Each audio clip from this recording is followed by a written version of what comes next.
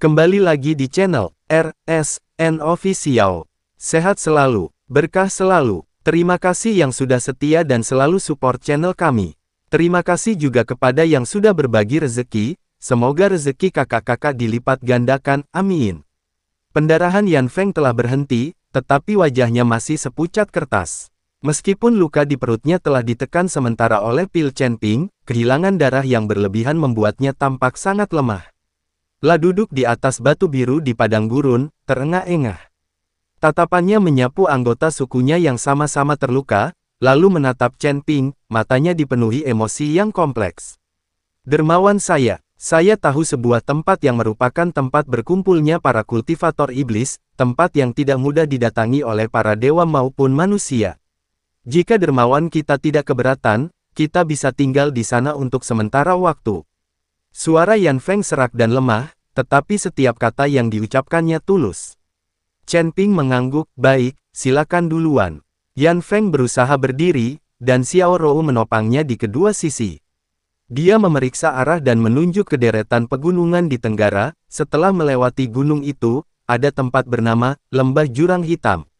Medan di sana berbahaya, mudah dipertahankan dan sulit diserang, serta dikelilingi oleh penghalang alami berupa energi iblis, yang akan sangat menekan para kultivator ilahi yang masuk.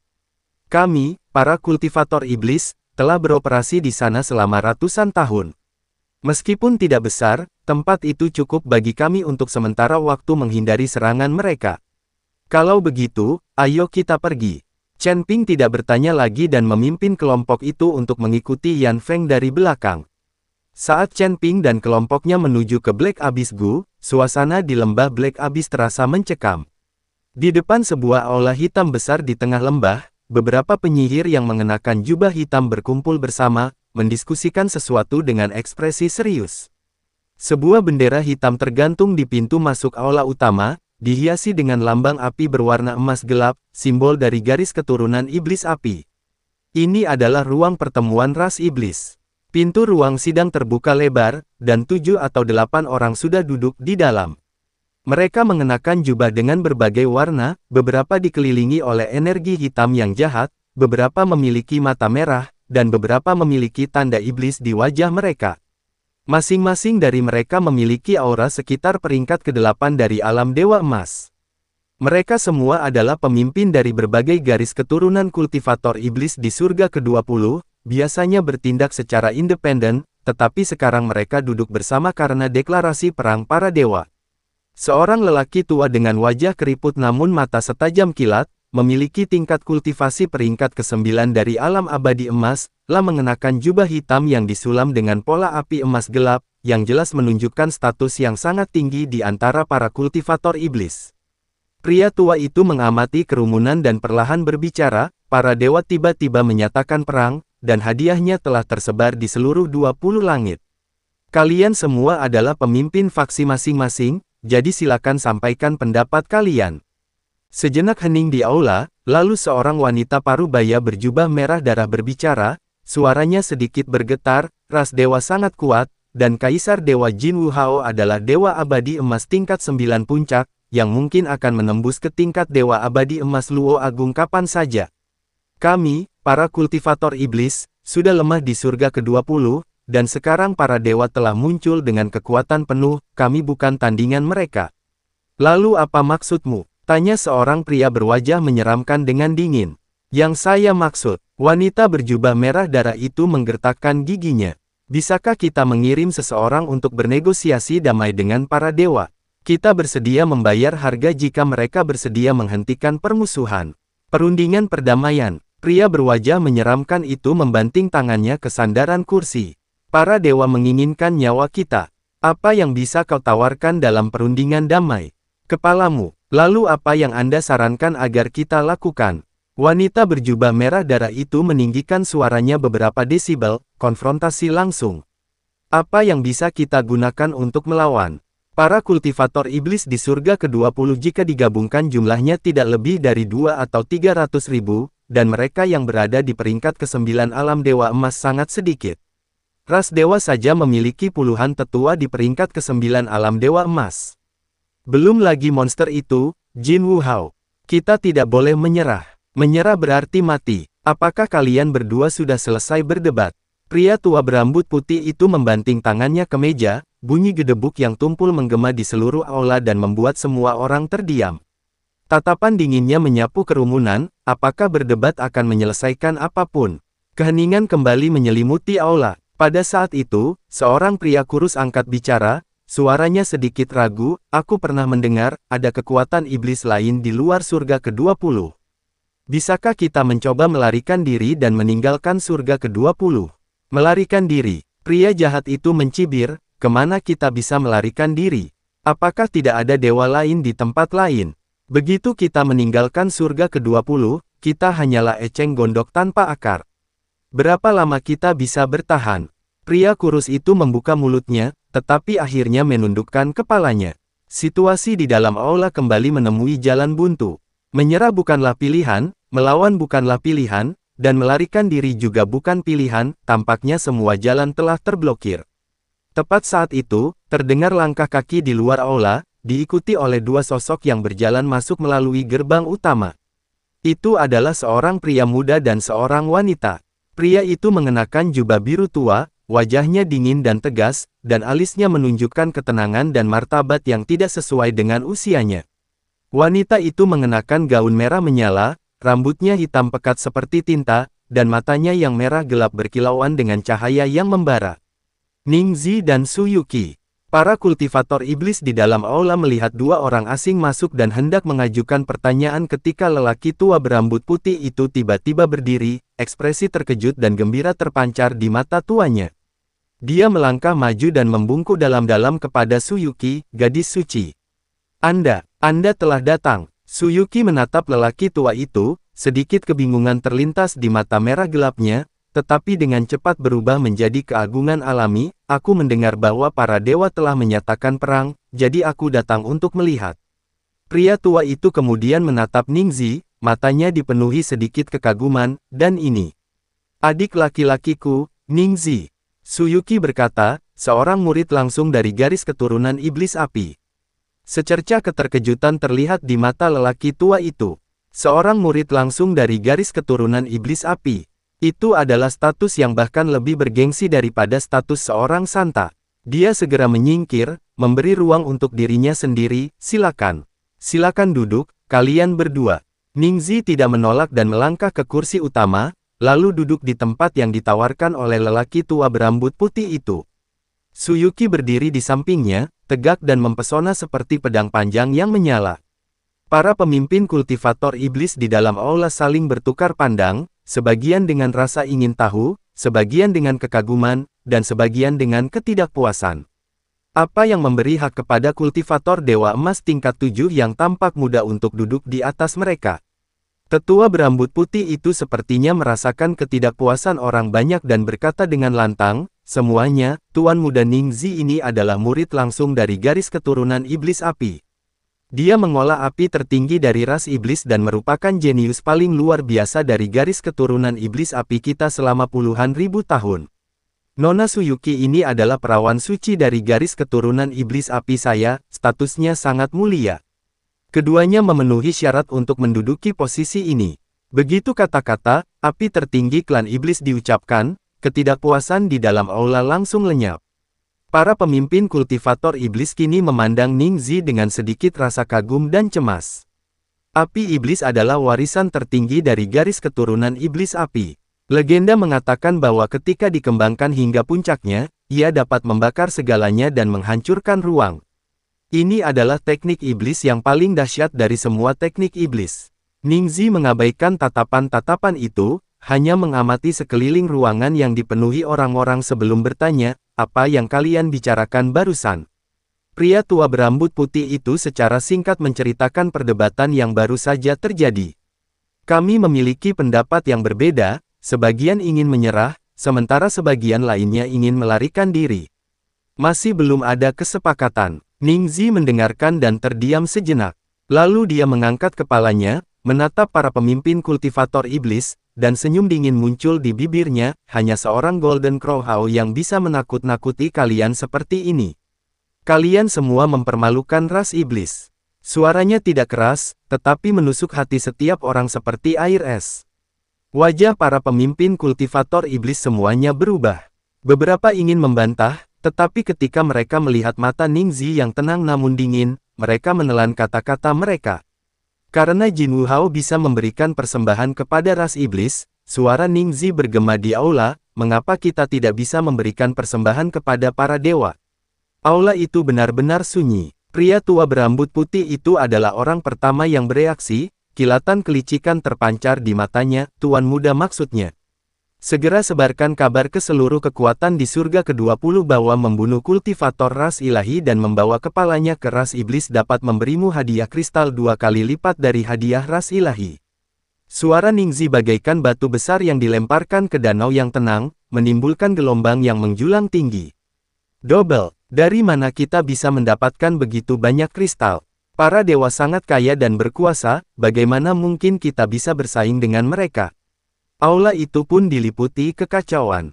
Tetua berambut putih itu memberi isyarat agar diam, lalu menatap Ningzi, suaranya terdengar khawatir, Tuan Muda, saran Anda memang brilian, mata ganti mata, gigi ganti gigi.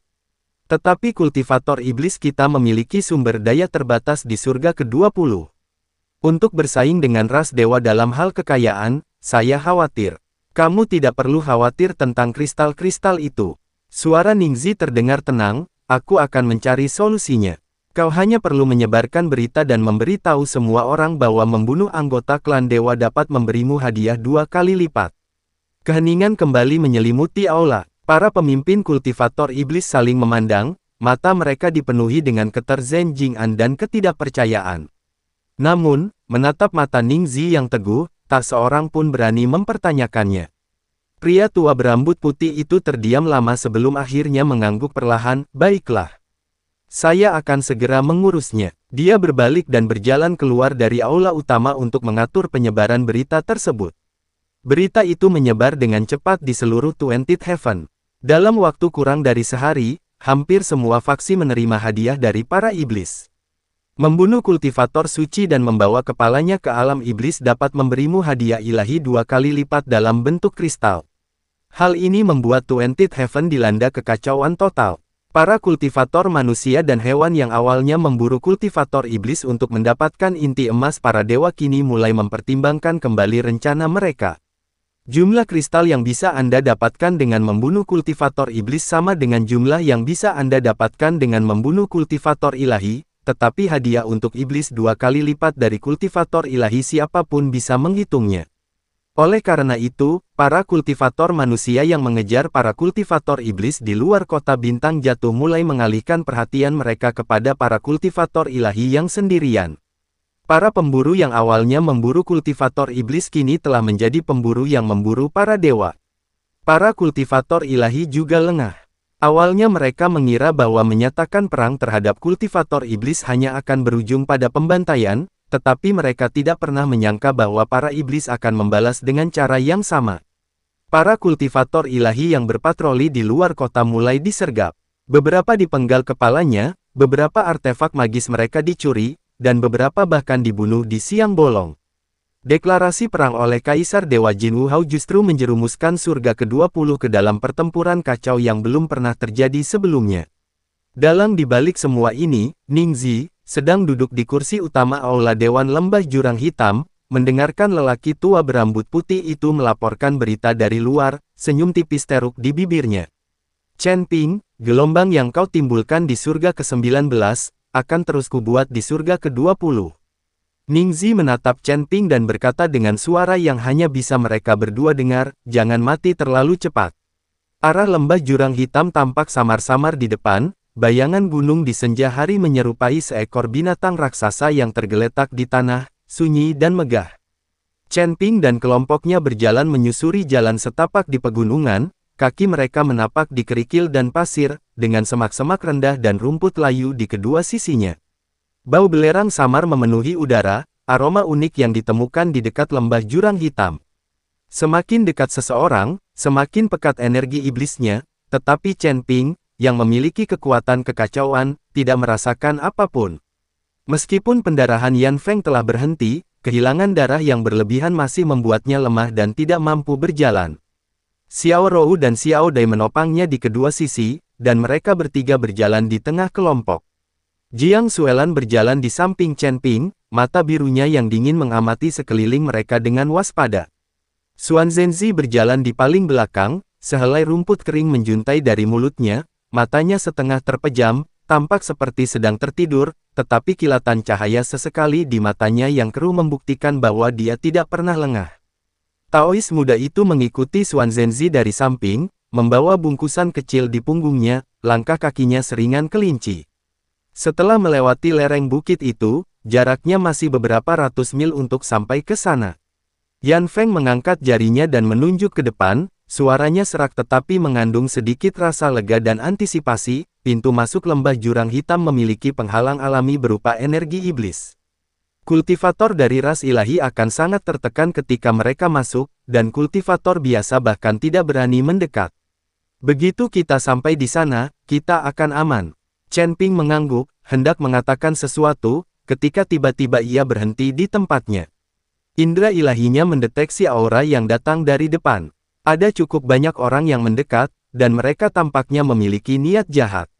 Seseorang sedang datang. Suara Chen Ping tenang, namun ada sedikit keseriusan di dalamnya, banyak sekali. Aura para dewa. Ekspresi Yan Feng berubah drastis, dan dia secara naluriah menggenggam pedang panjang hitam yang patah. Berapa banyak orang? Setidaknya 50. Chen Ping berkata, pemimpinnya adalah Dewa Emas peringkat ke-8, dan sebagian besar yang lain adalah Dewa Emas peringkat ke-6 hingga ke-7. Tubuh Yan Feng sedikit bergetar. Terdapat 50 kultivator ilahi, dan pemimpinnya adalah Dewa Emas peringkat ke-8. Sisa-sisa kekuatan mereka saat ini tidak sebanding dengan mereka. Dermawan, suara Yan Feng serak, kau duluan, jangan khawatirkan kami. Para dewa mengincar kami, para kultivator iblis, kalian adalah kultivator manusia, mereka tidak akan mempersulit kalian. Chen Ping tidak menoleh, tetapi hanya berkata, aku tidak akan pergi. Yan Feng membuka mulutnya, ingin membujuknya lagi, tetapi melihat punggung Chen Ping yang tegak dan tatapannya yang tenang, ia menelan semua kata-katanya. Chen Ping menggenggam gagang pedang pembunuh naga, mata ungunya menatap lurus ke depan. Di cakrawala yang jauh, cahaya keemasan mulai berkilauan, seperti bintang-bintang padat yang bergerak melintasi permukaan tanah. Cahaya-cahaya itu semakin mendekat dan semakin terang, akhirnya berubah menjadi prosesi agung para kultivator ilahi yang mengenakan baju zirah emas, menunggangi binatang roh emas, muncul di kejauhan. Lebih dari 50 kultivator dewa berdiri dalam formasi rapi, baju zirah emas mereka berkilauan terang di senja hari. Pemimpinnya adalah seorang pria parubaya bertubuh kekar dengan wajah persegi dan aura dingin yang menunjukkan pengalaman perang di antara alisnya. Dia berada di tingkat ke-8 alam dewa emas dan memegang tombak emas di tangannya, dengan kilat emas mengalir di ujungnya. Mereka melihat Chen Ping dan kelompoknya, serta Yan Feng dan yang lainnya di antara kerumunan yang jelas memancarkan aura kultivator iblis. Kilatan dingin terpancar di mata pemimpin itu, dan senyum mengerikan melengkung di bibirnya saat dia perlahan mengangkat tombak emasnya. Kulturis iblis terdeteksi. Kepung dia. Begitu perintah diberikan, lebih dari 50 kultivator ilahi menyebar seperti jaring emas raksasa, mengapit Chen Ping dan kelompoknya dari kedua sisi. Cahaya keemasan membentuk cincin yang tak tembus di senja hari, menjebak semua orang di dalam dan menutup semua jalur pelarian. Raungan binatang buas, dentingan baju zirah logam, dan dengungan dalam rune ilahi saling berjalin, menciptakan rasa penindasan yang mencekik.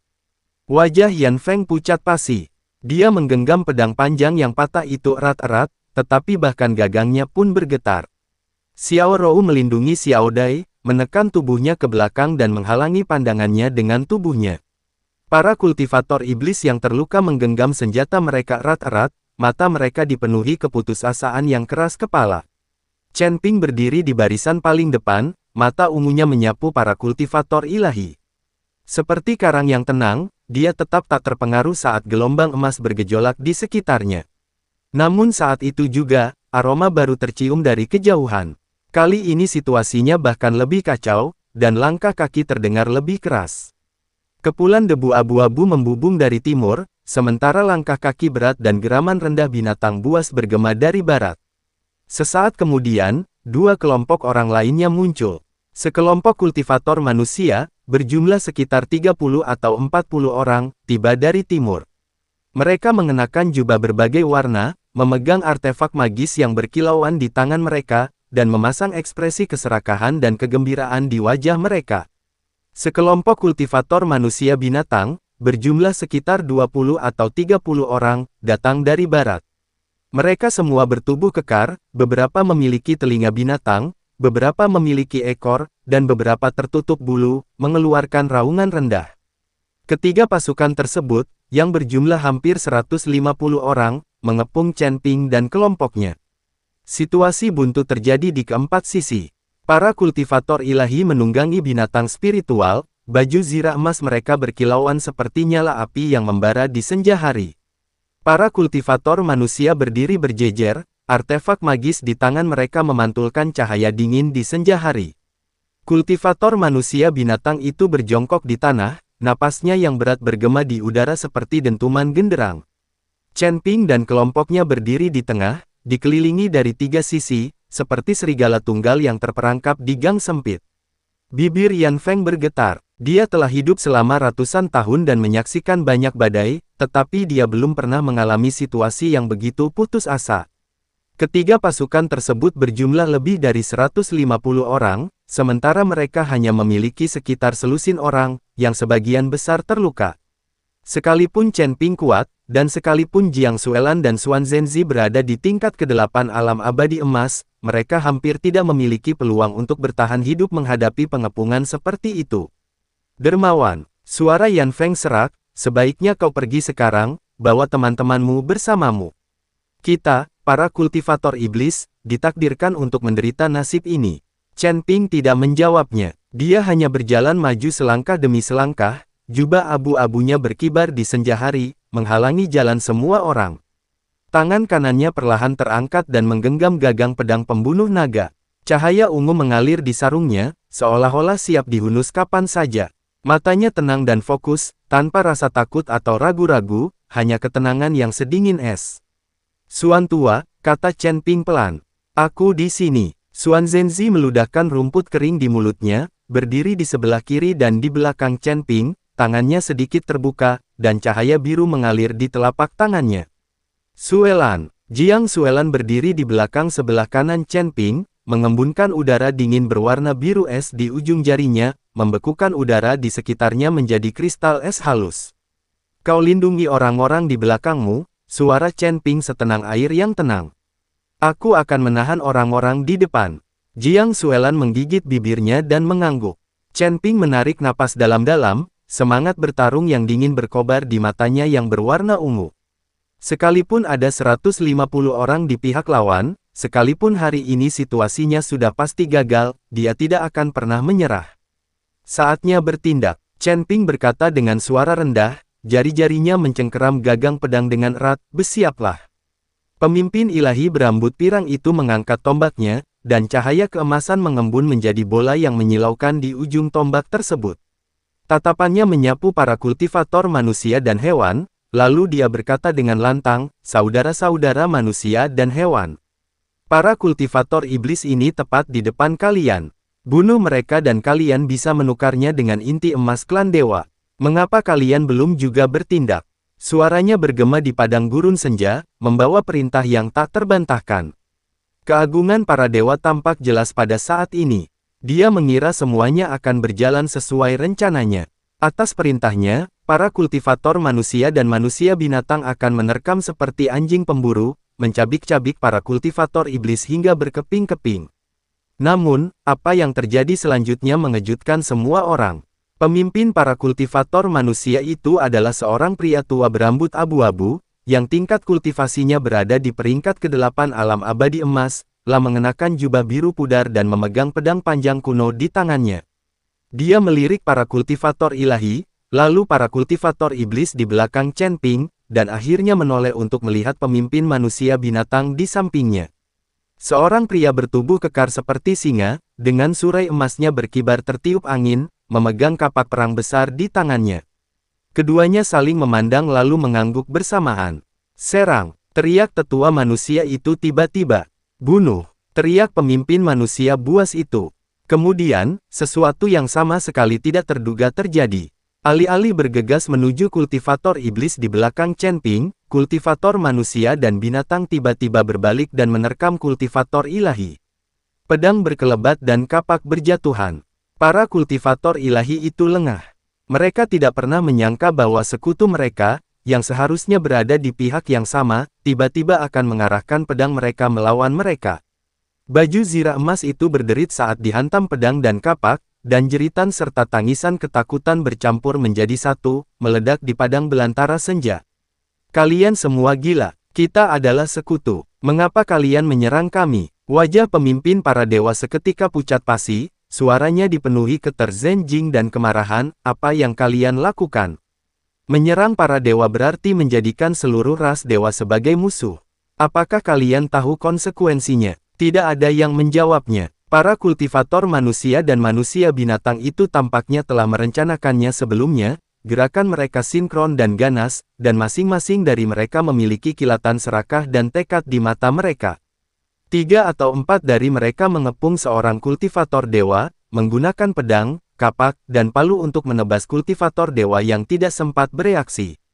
Darah keemasan berceceran di padang belantara, mewarnai rumput layu dan bebatuan abu coklat menjadi merah. Suara baju zirah yang terbelah terdengar seperti kain yang disobek, dan jeritan kestong kuan terdengar naik turun. Meskipun para kultivator ilahi itu masing-masing cukup kuat, mereka sama sekali tidak mampu memberikan perlawanan yang efektif ketika menghadapi serangan mendadak yang jumlahnya jauh lebih banyak dan serangan dari belakang saat mereka lengah. Saat seorang kultivator tingkat dewa mengangkat pedang panjangnya, ia secara bersamaan ditusuk tepat di dada oleh 3 kultivator manusia. Seorang kultivator tingkat dewa mencoba melarikan diri dengan terbang ke udara, tetapi punggungnya terkena kapak kultivator manusia binatang dan jatuh dari udara.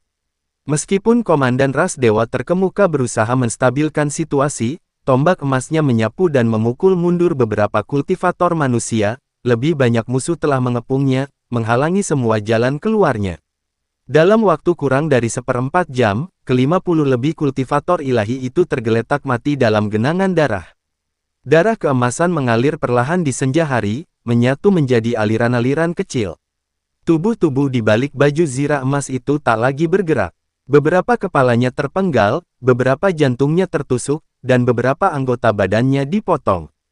Kematian mereka berbeda-beda, tetapi nasib mereka semua sama. Para kultivator manusia dan hewan berdiri terengah-engah di tengah mayat-mayat emas, memegang artefak magis dan kapak yang berlumuran darah emas. Wajah mereka menunjukkan kelelahan, tetapi lebih lagi kegembiraan dan kepuasan. Kemudian mereka mulai memenggal kepala. Para kultivator manusia dan manusia binatang berjongkok dan dengan terampil menggunakan belati untuk memenggal kepala para kultivator ilahi, lalu memasukkannya ke dalam kantung penyimpanan mereka. Ini, gerakan mereka cepat dan terlatih, jelas menunjukkan bahwa ini bukan pertama kalinya mereka melakukan hal seperti. Chen Ping berdiri di sana, menyaksikan pemandangan ini, dan perlahan melonggarkan cengkeramannya pada pedang. Ekspresinya agak rumit. Dia siap bertarung sampai mati, pedang pembunuh naganya siap dihunus kapan saja, kekuatan kacau miliknya sudah mencapai batasnya, dan dia bahkan sudah mulai merencanakan bagaimana menerobos dengan kerugian minimal. Namun pada akhirnya, dia bahkan tidak mendapat kesempatan untuk melakukan apapun. Jiang Xuelan juga terkejut. Aura biru es di tangannya mengembun menjadi jarum-jarum es tajam di ujung jarinya, tetapi sebelum dia sempat menembakkannya, jarum-jarum itu sudah meleset dari sasaran. Mulut Xuan Zhenzi terbuka membentuk huruf O, matanya yang berkabut dipenuhi rasa tidak percaya. Dia telah hidup selama bertahun-tahun dan melihat banyak hal, tetapi ini benar-benar pertama kalinya dia melihat sesuatu seperti itu. Mereka mengira akan menghadapi pertempuran berdarah, tetapi musuh dimusnahkan oleh pasukan sekutu mereka. Bocah Taois muda itu mengintip setengah kepalanya dari balik Xuan Zhenzi, matanya lebar, dan bertanya dengan suara rendah, "Guru, mengapa mereka menyerang rakyat mereka sendiri?" "Jangan tanya, bahkan guru pun tidak mengerti." Xuan Zhenzi mendecakkan lidah. Yan Feng benar-benar tercengang. Dia menggenggam pedang panjang hitam yang patah itu, ujungnya mengarah ke depan, mempertahankan posisi bertahan, tetapi matanya dipenuhi kebingungan dan ketidakpercayaan. Para kultivator tingkat dewa itu dibunuh begitu saja. Dia dibunuh oleh sekutunya, yang seharusnya membunuhnya bersama mereka. Dia membuka mulutnya, seolah ingin mengatakan sesuatu, tetapi tenggorokannya terasa tersumbat, dan dia tidak bisa mengucapkan sepatah kata pun. Tatapan Chen Ping tertuju pada tetua manusia itu. Orang tua itu membungkuk dan memenggal kepala seorang kultivator ras dewa, gerakannya terlatih seolah-olah sedang memotong daun bawang. RSN Official. Setelah memenggal kepalanya, dia memasukkannya ke dalam kantong penyimpanan, berdiri tegak, dan matanya bertemu dengan mata Chen Ping. Dia melihat mata ungu Chen Ping, menyeringai, dan berjalan menuju Chen Ping. Jangan gugup, jangan gugup. Pria tua itu melambaikan tangannya, menandakan bahwa ia tidak bermaksud jahat. Dia berhenti beberapa langkah dari Chen Ping, menyeka darah dari wajahnya, dan tersenyum licik. Kami tidak di sini untuk membunuhmu. Chen Ping menatapnya, mata ungunya tidak menunjukkan kepercayaan maupun permusuhan, dan dengan tenang bertanya, mengapa? Mengapa membunuh para dewa? Pria tua itu menyeringai, memperlihatkan deretan gigi kuningnya. Karena para iblis juga memberikan hadiah. Membunuh seorang kultivator dewa dan membawa kepalanya ke wilayah iblis akan memberimu hadiah 2 kali lipat. Apa kau tidak tahu? Chen Ping sedikit mengangkat alisnya, klan iblis juga telah mengeluarkan hadiah. Ya, beritanya keluar tadi malam. Suara lelaki tua itu penuh dengan kegembiraan, bunuh seorang dewa abadi emas tingkat ke-8 dari ras ilahi, dan ras iblis akan memberimu 200.000 kristal tingkat atas. Ini 2 kali lipat dari yang ditawarkan para dewa. Hanya orang bodoh yang tidak mau menerima kesepakatan ini. Kita pernah membantu para dewa membunuh kultivator iblis sebelumnya karena kristal-kristal itu.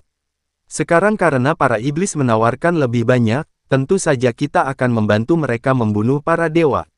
Ini bisnis, kita membantu siapapun yang membayar harga tertinggi, itu wajar. Para kultivator manusia dan manusia binatang di belakangnya mengangguk setuju, dan salah satu dari mereka bahkan menepuk tas penyimpanan di pinggangnya dengan ekspresi puas di wajahnya, yang berisi kepala dewa yang baru saja dipenggal. Kesepakatan ini bagus. Orang-orang Protos itu selalu sombong dan angkuh, aku sudah lama tidak menyukai mereka. Membunuh 1 kultivator ilahi sebanding dengan membunuh 2 kultivator iblis. Hanya orang bodoh yang akan terus membunuh kultivator iblis. Melihat ekspresi datar mereka, Chen Ping terdiam sejenak, lalu senyum tipis muncul di bibirnya. Memang, dalam bisnis, sudah sewajarnya membantu siapapun yang menawarkan harga tertinggi. Pria tua itu terkekeh. Benar kan? Jadi kami tidak di sini untuk membunuhmu. Kami membawa kepala-kepala dewa ini ke lembah jurang hitam untuk ditukar dengan hadiah buronan. Kau juga akan pergi ke lembah jurang hitam, kan? Waktu yang tepat, kita bisa pergi bersama.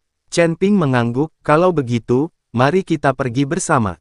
Pria tua itu berbalik dan melambaikan tangan kepada para kultivator manusia dan manusia binatang di belakangnya, apakah kalian sudah selesai berkemas? Jika sudah, ayo pergi. Lembah jurang hitam tidak dekat, dan hari sudah mulai gelap. Selesai. Berjalan. Para kultivator manusia dan manusia binatang berdiri, menepuk-nepuk noda darah dan kotoran dari tangan mereka, dan beberapa bahkan menyeka noda darah emas pada artefak magis mereka dengan kain sebelum memasukkannya ke dalam tas penyimpanan mereka. Mereka tersenyum, berjalan dengan santai, dan mengobrol tentang hasil tangkapan mereka hari itu, seolah-olah mereka baru saja menyelesaikan perburuan biasa. Sambil membawa tas-tas penyimpanan mereka mengikuti Chen Ping dan kelompoknya menuju lembah jurang hitam. Jumlah anggota tim lebih dari 2 kali lipat dari sebelumnya, dan suasana tegang beberapa saat yang lalu telah lenyap, digantikan oleh harmoni yang mencekam. Setelah berjalan beberapa saat, Yan Feng tak kuasa menahan diri untuk mendekati Chen Ping dan bertanya dengan suara rendah, "Dermawan, apakah orang-orang itu benar-benar dapat dipercaya?" Chen Ping melirik para kultivator manusia dan binatang yang sedang mengobrol dan tertawa, sebuah tatapan penuh pertimbangan terpancar di mata ungunya, mereka membantu kita sekarang karena ras iblis menawarkan hadiah yang lebih tinggi. Jika suatu hari para dewa menawarkan lebih banyak daripada para iblis, mereka akan berbalik dan membantu para dewa membunuh kita. Bagi mereka, itu hanyalah bisnis. Kalau begitu, kita akan bepergian bersama mereka. Setidaknya untuk saat ini aman. Suara Chen Ping terdengar tenang, lagi pula, mereka mengetahui lokasi lembah jurang hitam dan dapat membimbing kita. Setelah kita sampai di lembah jurang hitam, mereka akan mengambil hadiah mereka dan pergi, sementara kita tetap tinggal di lembah, dan kita tidak akan saling mengganggu. Yan Feng berpikir sejenak dan mengangguk, apa yang dikatakan dermawan saya masuk akal. Dia tidak mengajukan pertanyaan lagi, mempercepat langkahnya, dan mengikuti Chen Ping dari belakang. Saat senja semakin pekat, awan di cakrawala diwarnai merah gelap oleh sinar terakhir matahari terbenam, menyerupai lautan darah yang membeku. Kelompok itu menyusuri hutan belantara, menuju lembah jurang hitam. Para kultivator manusia dan manusia buas yang membawa kepala-kepala yang terpenggal masih dengan gembira mendiskusikan hasil panen hari itu dan karunia yang akan segera menjadi milik mereka. Suara-suara mereka melayang di tengah senja, membawa ketenangan dan kegembiraan yang menyeramkan. Chen Ping berjalan di depan kelompok, jubah abu-abunya berkibar tertiup angin. Tatapannya tertuju pada garis besar lembah jurang hitam yang perlahan semakin jelas di depannya, mata ungunya dipenuhi dengan emosi yang kompleks. Para iblis telah menetapkan hadiah untuk penangkapan para dewa. Taktik ini, menggunakan metode orang lain untuk melawan mereka sendiri, memang brilian. Dan orang yang mampu mengambil keputusan ini dalam waktu sesingkat itu. Bayangan wajah dingin namun awet muda itu terlintas di benak Chen Ping. Ningzi. Hanya dia yang bisa priduma trik jahat seperti itu. Setelah tinggal di alam surgawi untuk waktu yang lama, para kultivator di sana hanya tahu cara berkultivasi, dan pikiran mereka tidak benar-benar berfungsi lagi.